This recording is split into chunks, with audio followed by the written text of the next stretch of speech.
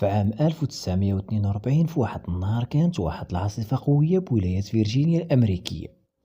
تلقى واحد الحارس منتجه الاسم ديالو روي سوليفان صعقات برق مباشرة اللي كنقولوا لها حنا رعدة ضربات ليه رجليه اليمنى وتقبت ليه الصباط ديالو. وحتى لهنا كيبان لك الامر عادي وتقدر توقع لاي شخص، ولكن روي ما كانش اي شخص بل كان اكبر منحوس فوق الارض، حيت من بعد هاد الصعقة اللي تعرض ليها غادي يولي الامر يتكرر معاه لستة ديال المرات.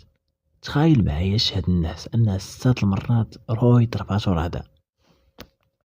دابا هو غير بالعقل تقدر تعيش 60 و70 سنة و80 سنة وما سمعت حتى شي واحد في دولة على قدها ضرباتو رعدة، ولكن روي راه بوحدو ضرباتو 7 ديال المرات، حتى انه تم الادراج الاسم ديالو للارقام القياسية في موسوعة كينيس سنة 2001